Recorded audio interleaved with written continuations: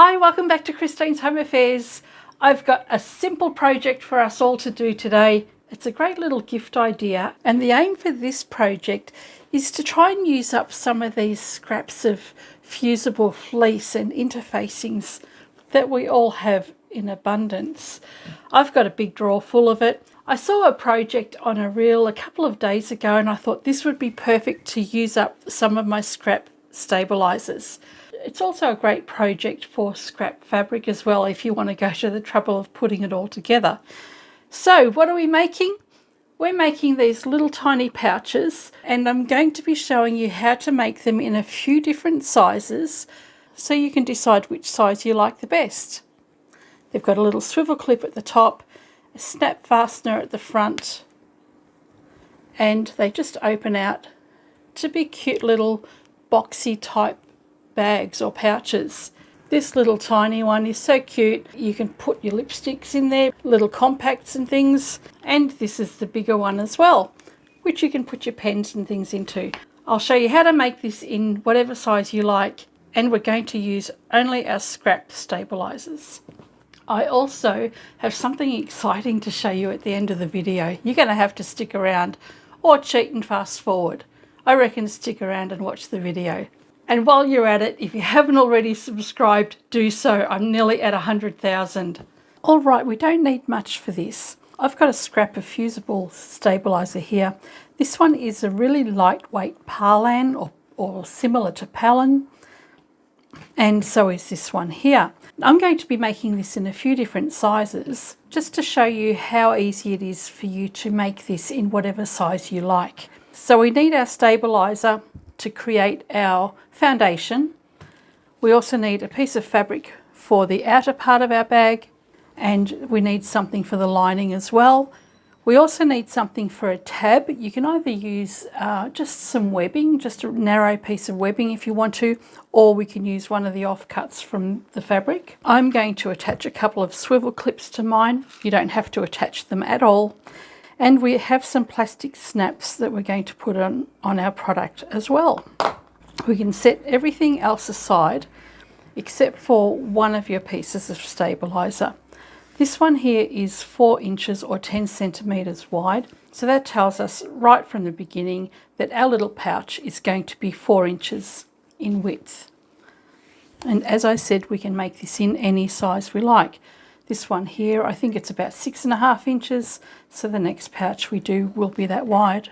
The first thing we're going to do is take some measurements. So we've got our bumpy side faced down, that's the side that's got the fusible stuff on it. And the first measurement we're going to mark is 4 inches or 10 centimetres from this top edge here. Line up the straight edge of your ruler along here and along the top and bottom, and that will give you a nice straight line to work from here. So we'll mark that 4 inches. From that line, we're going to mark 3¼ inches. So what I'm doing now is placing the 3¼ inch line over the top of this. If you don't have one of these acrylic rulers, use a measuring gauge and mark 3¼ inches from the line you've just drawn. That works out to be about 8.2 centimetres. Once again, lining up the straight edges along here and along that first line you've marked. We'll measure that 3¼ inch mark. The next line we're going to mark 11 centimetres away, or 4 3/8 of an inch. That's 4 3/8 of an inch, not 4 3/4. And the last line we need to measure is 3¼ inches again, or about 8.2 centimetres. These two largest sections will become the back and front of the bag.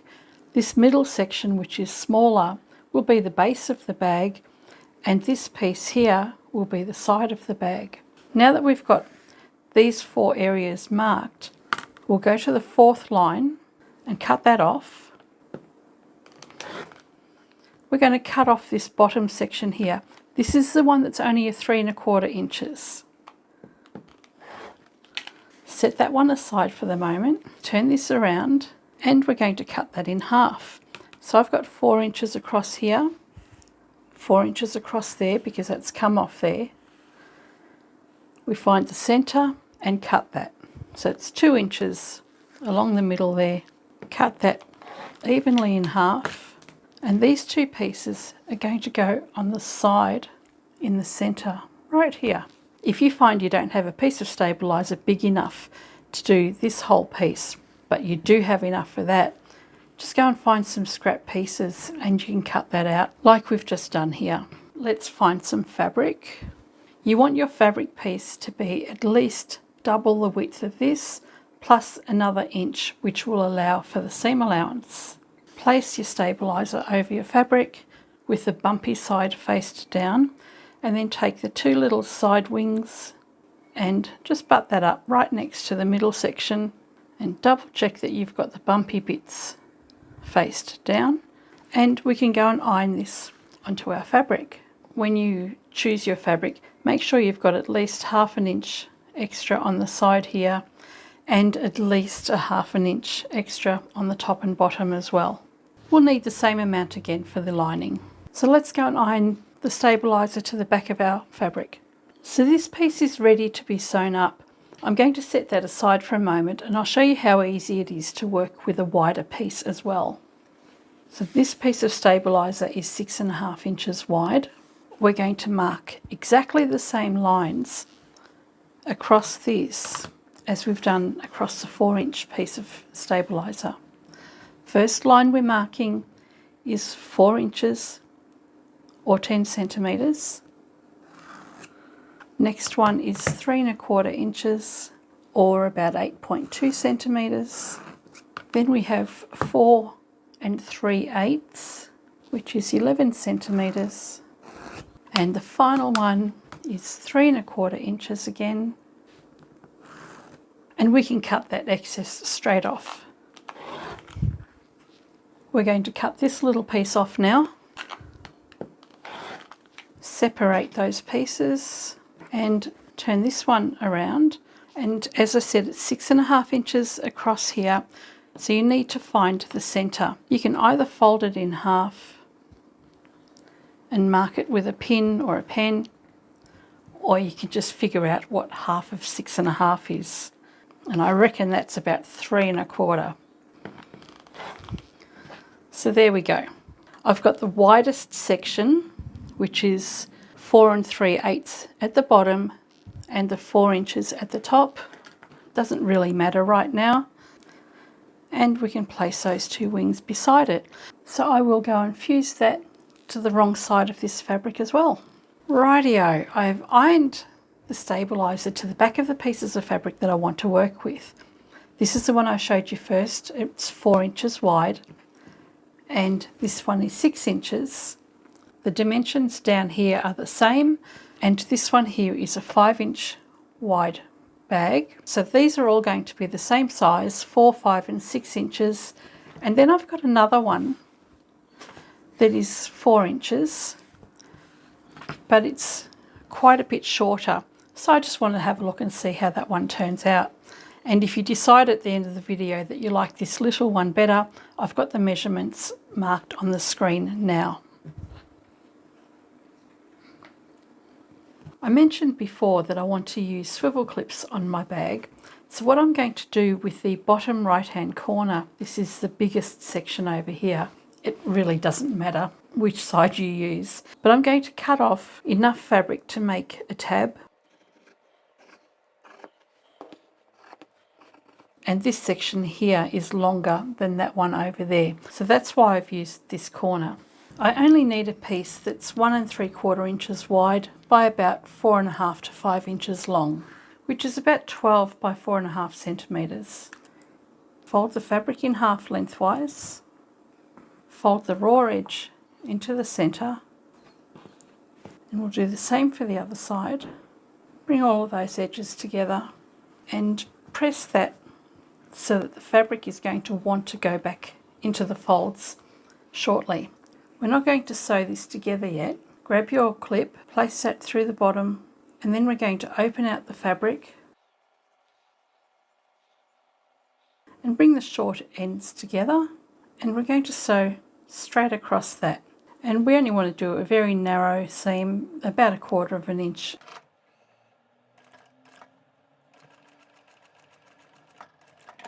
Once you've sewn the short edges closed, finger press that seam open, and then we can fold those raw edges back over again. It's a little bit fiddly because it's such a small tube.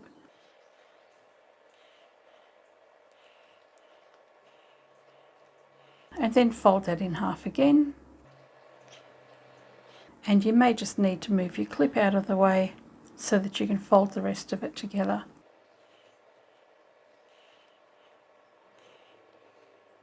And once that's all nice and neat, where that seam is, I'm not going to have that right in the middle. I'm actually going to have that off center a little bit and line that up nice and neatly. And where this seam is, this is going to be placed faced down onto our fabric. So when we place it onto our fabric, we'll stitch up the side, along the top, down the side again, and it will keep this in place. Once these are all ready, we can place our fabric pieces together. So I've got my lining with the printed side faced up. We'll take our fabric piece and we'll place that with the printed side faced down and line that up so that you have enough fabric on the lining for a seam allowance all the way around. We'll pin the layers together. This section here is longer than this, so using the longer side, we're going to fold the top of the fabric over so the raw edge is on the wrong side. Flip it over, and we'll do the same for the lining. Line that up so the edges meet up nicely. This is just a cheats way of closing up your opening. Makes it a little bit neater. We're now going to go to the machine and sew from the top edge here all the way down to the corner. We'll be stitching along the edge of the stabiliser, around the corner, down, around all those edges, back up here, and you'll back stitch at the top edge. And you'll have an opening on this longer section here. We'll go and do that for all of our pieces. So I'm going to start sewing at the very top edge where the folds are, and I'll stitch right along the very edge of the stabiliser.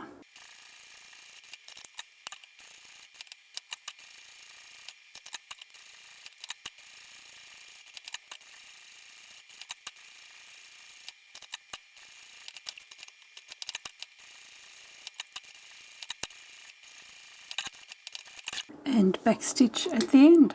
Okay, now that we've sewn all the way around this, we have our opening along here with our edges folded in. We can cut this to size now, and you just want to cut that about 1/4 of an inch in from the stitching line. Then we're going to snip into the corner as close to the stitching line as you can get without cutting through the stitching line.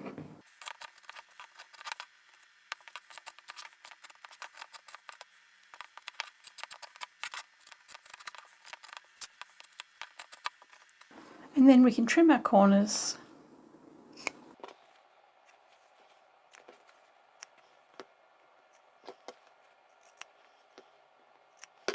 And we can turn this the right way out.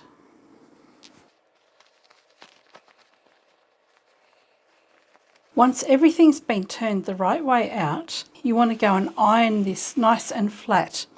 Now, if you find that your corners have little creases in them, and I'm not sure that we'll even be able to see that on here, but if you have a really tight corner with the creases and it doesn't come out with the iron, then you haven't snipped close enough into the corner for it to turn out with a really nice flat surface. So if that's the case and it's too tight there, just go back inside and snip it one more thread, and that should be enough to release those fibres. Ironing it usually gets most of those wrinkles out. You also want to make sure that you poke out all of your corners so that they sit nice and square as well. Once you've done that, you've got that little folded edge on the inside here, which just means that you can easily go and top stitch straight across that top edge. Whilst we're at the machine closing this edge up, we're going to fold this edge as well. So remember, this is the long side, that's the short side. We want these two short sides lined up along this edge here. Bring that up, clip it in place, bring the other short edge up as well, and all we've done is folded it from the corner up along the side. And just double check that you are actually using the shorter side as well. Once you've lined up the side edges, fold this flap over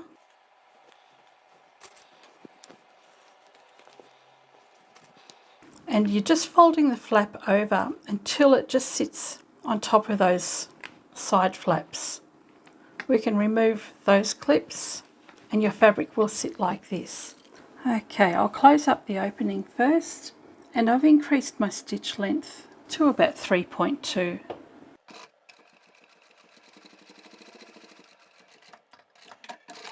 And at the other end, flip it over and sew that in place.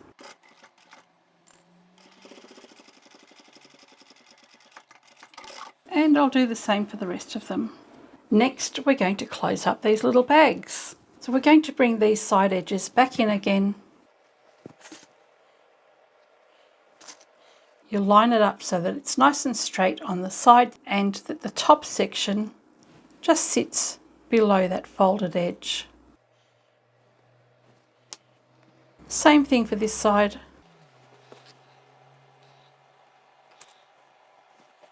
In a moment we'll go back to the machine and we'll sew from here all the way up, and same on this side. But we'll do all of the sides together. We're going to bring this short side up to this long side, exactly the same way, just fold it in at the corner. Repeat for the other side.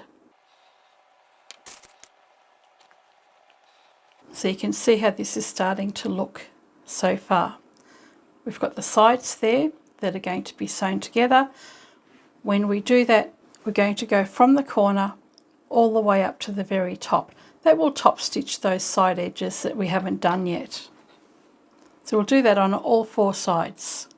And you can see this excess here is going to be the fold over flap at the front of our little pouch.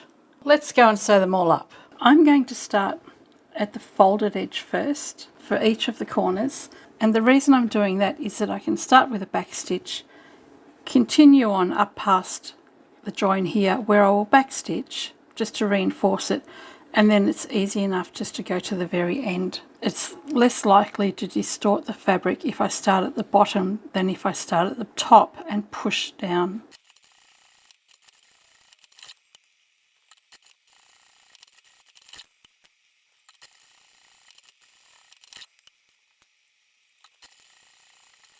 Okay, we've sewn up the side edges of our little pouches, and remember these little tabs that we've made with the swivel clips. It's now time to put these onto the bag. Normally I like to put these on the bags so that you can't see the stitching on the lining side, so I usually like to have the stitching in between the layers. I did actually try that, but because these bags fold over like this, it was a little bit fiddly to try and work out whereabouts to put the tabs without knowing where the folds were going to finish. So it's much easier to put them on from the outside. Take your little tab and your clip.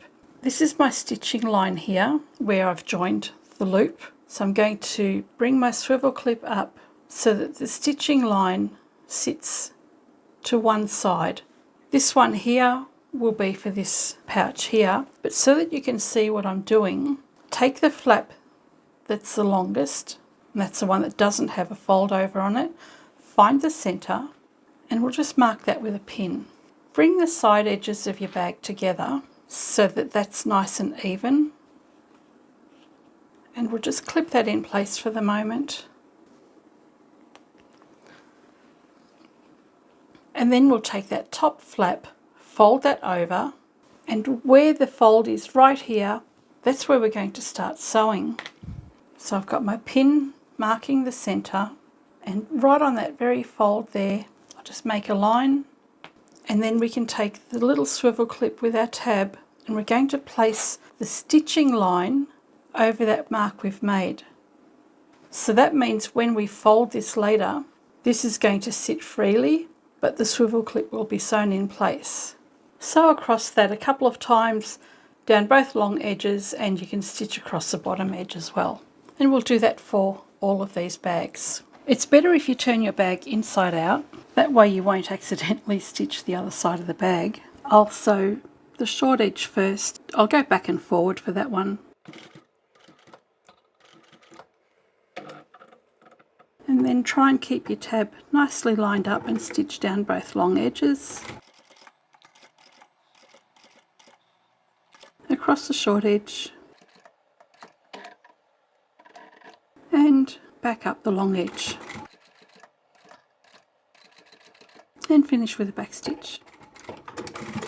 So the tabs are on all of these little pouches now, and you can see that they sit up quite nicely. If you feel like you want to have a little bit more stability in your bags, especially the bigger ones like this, then what you can do is at the bottom where you've sewn up the side seams, you can pinch that together and sew along the bottom edge, and you can do that on both edges there, and that will make your bag sit up nice and straight. Once you've got things in here though, it's not going to fall about anywhere. We now need to put some snaps on. You're going to need an awl or something with a really sharp point to poke a hole in your fabric. With this tab here, find the centre, and you'll come up about 1/2 inch or just over 1 centimetre, and we're going to poke a hole in the fabric right there. So be careful not to poke your fingers, and we'll take an end cap, place that to the outside and one of your other sides, and we'll squeeze those together. Grab your clamp and press that together. Once you've got that side on, line up the side edges of your bag, fold this flap over to where it will close, press that snap down into the fabric to make a little indent in your fabric, and that's just marked a little indent right about here. So in the centre there, I'm going to poke another hole with my awl, and I'll go through all of those layers, and with the end cap we're going to go from the inside, poke that out, and then take your other bit and we'll close that up with our clamp as well. Close that up, and we have a cute little pouch. Perfect size for lipstick. So I'm now going to go and finish the rest of them. I'll be right back. And there we have it, 4 cute little pouches. You've got 4, 5 and 6 inches. Very cute and simple to make, and useful for all sorts of things. So the little 4-inch one is perfect for lipsticks, blush, stuff like that. The longer one, great for pencils and pens and things. So how did you like that project? Wasn't it nice and simple? There's 4 very cute little pouches. I'll show you them in size order. That's the 4-inch, the 5-inch and the 6-inch. Perfect for lipsticks if you like the little one. A great one for pens and brushes, artists' brushes or makeup brushes as well. The bigger one here though, I think probably would do better with a snap on each end rather than just one in the centre. And if you made it longer, you could add a wristlet strap to it and have that as a nice little clutch as well. I think they're all very cute. I have many people ask me if I'm going to sell these in the shop. The ones that I've made today, yes, I will sell them in the shop, but generally, no. I'm always trying to find new products that I can make for the shop. Well, actually, I shouldn't say no, because I have so much upholstery fabric to go through that I should probably make them in that fabric. They'll be really sturdy, and I probably won't even need to use stabiliser at all. But then that defeats the purpose of trying to use up my stabilisers, doesn't it? Anyway, I will sell these ones in the shop. I'm only going to put $10 each on them just to try and get rid of them quickly. So there you have it. Now, I said I had something exciting to show you. I have merch. That's a thing, you know. What I've got here is a calendar. This is my very first Christine's Home Affairs calendar, and it's made from really good heavy cardstock. So I wasn't sure how this was going to turn out when I received it, but I'm really happy with it. It turned up yesterday, and on each month I've got different projects that I've been doing over the last few years for you guys. So there's lots of different projects in there, lots of different images, one of me. And I think the calendars come in 2 different sizes as well. That's not all I've got, it's just all that's arrived so far. I have a couple of different types of notebooks, coffee cups, fridge magnets, useful things like that.